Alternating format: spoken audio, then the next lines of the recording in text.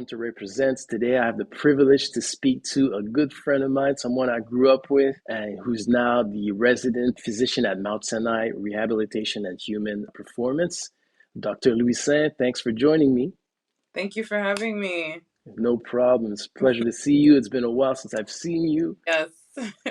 How are things? Things are pretty good. I can't complain. Just enjoying life, living my passion and just, trying to give back as much as I can. I see that. I see that online. You know, all the great things you're about to do. That project in Namibia. We'll get to talk about in a few moments. So let me go ahead with my first question I have for you is, can you tell me about your journey first of all in the to becoming a doctor, from a D1 Division One track star to where you were at FIU, if I'm not mistaken, right? Yes. And any unique challenges that you faced as a Black woman in the medical field? Absolutely. If I have to start discussing my journey, I have to start from my roots. I was born and raised in Montreal, Canada. Both of Hmm. my parents are Haitian and lived in Montreal till I was 15. So I did elementary school, part of secondary school in Montreal, and then moved to the US. I was always, I'm the youngest daughter of two kids that my parents had.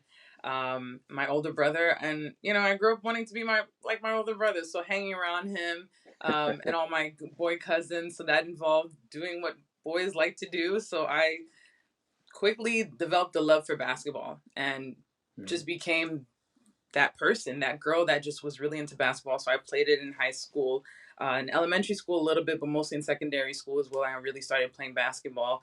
And by the time my mom and I relocated to the U.S., I never knew my potential as an athlete. I just did it because I liked it in Montreal, but I didn't know what can come out of it. And it's really when I moved to the US, when I was in Michigan, that I realized, like, oh, my coaches would tell me, like, you can get a scholarship to go to college. And I was like, oh, I never even thought about that next step. And, I got involved in basketball. And I'll never forget, once this basketball season ended, all the other, students were like, hey, what are you going to do next? I'm like, I don't really know. Like, I don't know anyone here. Basketball is how I made friends. And they're like, you know what? You should try out for track. Like, you're really good at grabbing rebounds. Like, you never know. And I personally had never ran track. The only experience I had with track and field was one, Bruni-Surin in Montreal. And then also one of my cousins, Edward, growing up, he ran track. He did the long jump. So I just remember him having all these medals, but it's never something I was exposed to. So I'll never forget my first track practice. My coach was like, okay, well, here's the high jump. Just run like you're running to do a layup and jump over the bar. And I did it. He was like, okay, so you're going to do the high jump. And then he was like, okay, here's a hurdle. All I need you to do is run towards it and jump over it. And I did that apparently effortlessly. He's like, okay, so you're going to do the hurdles too. The hurdles too, huh? And that honestly turned into starting off my sophomore year, being introduced to track and field, and that turning into my avenue to getting my academics paid, to having like a full scholarship to a university. Um, and that's really where the magic kind of happened of understanding my full potential. My coach told me one day, like, hey, where would you see yourself going to college? And I was like, I don't know. Like, I have my aunt that lives in Miami. I would like to go there. And he said to me, if you jump 5'7" at this next track meet, I'm gonna get you to Miami. And I was like, okay, let's. What's holding me back? There's no fear of anything. There's nothing to lose.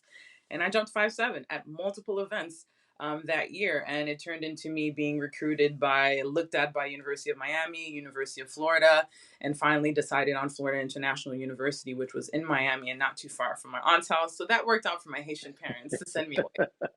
Not too far. Yeah, but that kind of like, let's just do it. Why not? Like, what's the worst that can happen? That same spirit kind of like carried me through undergraduate studies, where I knew I was kind of interested in medicine, but not quite yet. So I decided to go an athletic training route. So while I Hmm. was an athlete, I studied athletic training, which is basically under the umbrella of sports medicine. You're working hand in hand with athletes. You're there to see when the injuries happen. You know how to recognize the injury, And then as an athletic trainer, you're kind of involved when they kind of come back from their injury, how to rehab them and get them back to 100% and back on the field. So that was the closest thing to medicine for me that wasn't too overwhelming. Mm-hmm. And honestly, I had a great collegiate experience. I feel like I did the most out of doing track and field. I not only did the high jump or the hurdles, but they ended up recruiting me for the heptathlon, which is about 7 events. Wow. I was one of very few on my team to do it, and kind of like stood out as a unicorn in terms of like, being able to fit in all these events and kind of excelling at them. And that mindset of just the work ethic, the determination, the confronting failure and knowing how to pick myself back up that I learned from Mm-hmm. being an athlete, that's carried me until today and will carry me the rest of my career and my life, honestly. So from, being a D1 athlete, I learned all of these skills that helped me take on the next step of realizing, hey, like I know my full potential is not going to stop at just being an athletic trainer. I know medicine, as scary as it is, and as much as I've never seen anyone in my family do this, I know it's where I'm supposed to go. And that same determination is what's helped me become a physician now. That's amazing. Yeah, speaking about family, I was telling you earlier that I saw when I saw you graduate, a video of your graduation, it brought so much joy in the family. Can you tell me a little bit about that, what that meant to you, what that day meant to you?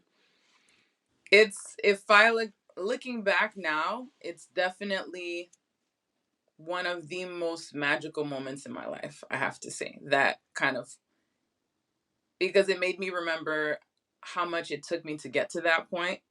And then with everyone that surrounded me, what it meant to everyone. So just kind of like the background story. My graduation, well, even before that, the struggle of getting into medical school kind of leads to the success of like graduating from it. Hmm. I finished undergraduate studies. I knew I wanted to go into medicine, but it took almost 4 years for it to happen. Hmm. From life happening to taking all the classes I needed to finally getting accepted. And during that time, my father was sick and he was dealing with all kinds of health issues and having to start medical school and knowing I had to leave family behind and focus on this goal that I had. It was really hard to do. So to flash back from starting medical school, the journey to getting into medical school, to starting medical school, and then graduating, I mean, just to kind of set the scene, it's May 18th. This is Haitian Flag Haitian Day. And flag where day, else to be on Haitian Flag Day but in Miami? of And course. imagine being in Miami as a Haitian person and your daughter, your niece, your cousin is graduating and becoming the first doctor in your family. Listen, these Haitians, everyone came. Montreal, Boston, New York. There's people that even came from Haiti. And it was packed. And my family came ready to celebrate. And there was a specific woman in the video that you're describing where we were in the actual auditorium. This is University of Miami's big auditorium where they have their graduations, where they have basketball games, all this kind of stuff. And I think a group of my family members had stepped out to take a break because it was a really long ceremony. So I ended up stepping out and meeting them there. So we're there celebrating. I'm in my gown. I have my cap and gown, and I had this sort of tassel that had the flag of Haiti on it because I had to represent. Yeah, of course. And out of nowhere, someone starts singing. And once, we started singing that Haitian anthem, it just spread like wildfire and everybody started singing at the same time. And it was like, I mean, to this day, I feel like just goosebumps on me, like remembering that moment.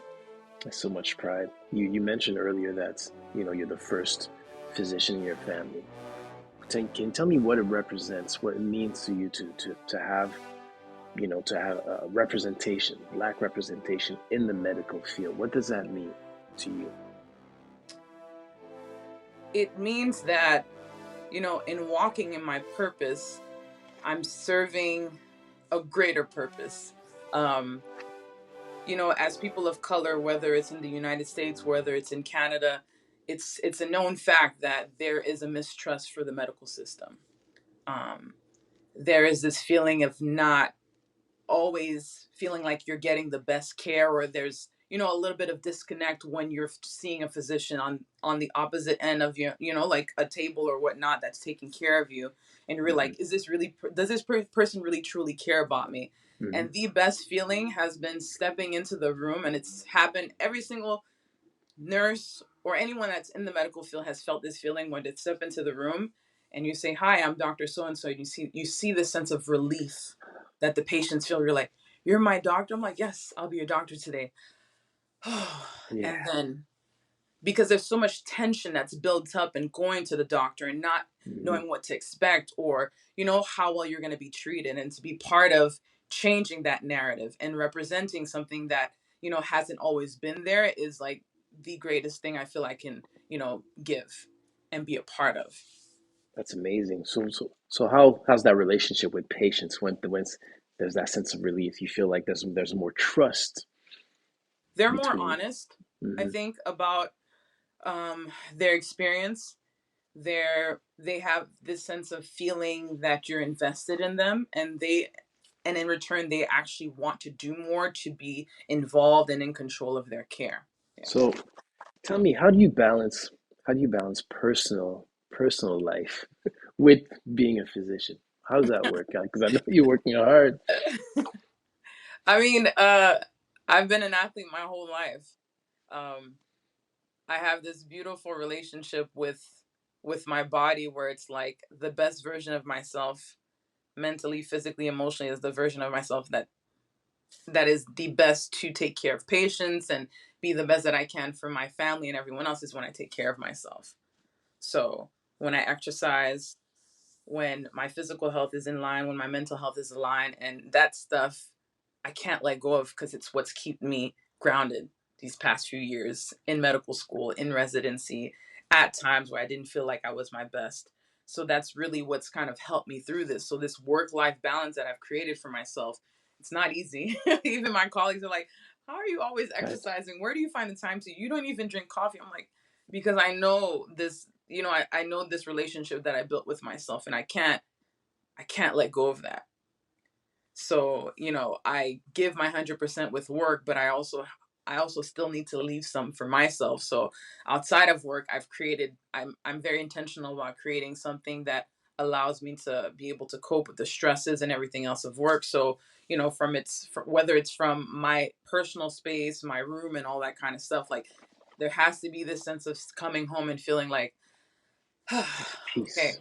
Hmm. work was work, and this and that happened, but when we step in here, we can let go of that. We can reset, we can recharge. So my sleep habits, exercise, having life around me, so plants, I consider myself a plant mom. That's really important.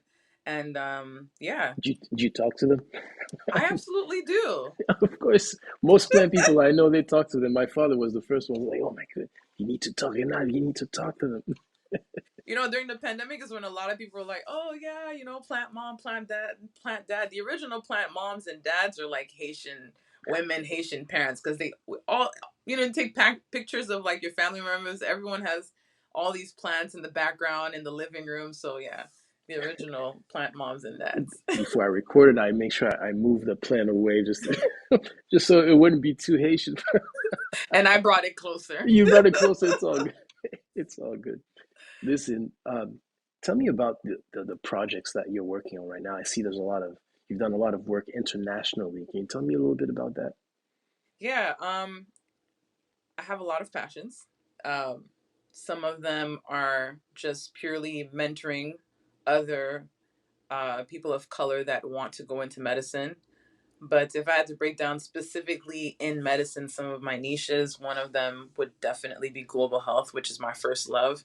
Volunteering in Haiti after the earthquake is what made me realize that my passion was, my purpose was to help others through medicine and becoming a physician. Um, and the other side of it is also sports medicine. So, in terms of like the projects I have going on right now, again, committed to some of the work I've been doing in Haiti that started since 2012. So I work with an organization in Haiti called Community Rehab Project. So we're in Gonaive, Hmm. and it's solely focused on rehab medicine, and just improving physical function of people that have some kind of physical disability. And that's been just kind of an ongoing project. We're renting out a space where we had a physical therapy clinic, and during the pandemic, unfortunately, that all shut down. So um, we actually took that time to regroup, and through fundraising, we actually were able to build one of the biggest freestanding physical therapy clinics in Gonaïves right now. Wow. And Congratulations. that's That's kind of up amazing. and running since about 20 January of 2022. And with what's going on in Haiti right now, it's unfortunate, but we can't give up on our love and our passion for Haiti. So that's continuing. That's one. Two, I've done a lot of global health work besides in Haiti. I've During medical school, I volunteered and went to Uganda for about 8 weeks to do some work there. And more recently, I got an opportunity to actually go to back to Africa again, and this time it's going to be more the southern region of Africa in Namibia, and Hmm. I'll be going there end of April. I'll be joining one of my mentors, and we'll be joining basically a group of like different specialties of physicians that are going to be going there to provide medical care. So That's that's something amazing. that's going to be coming up soon. I'm really excited about that. As you should. As you should. How long is that project going to last? So that project, we're going for 7 days, but this is a Okay. project that's been going on for a few years. So my mentor has Hmm. been going since she was in training. So this is her third year going.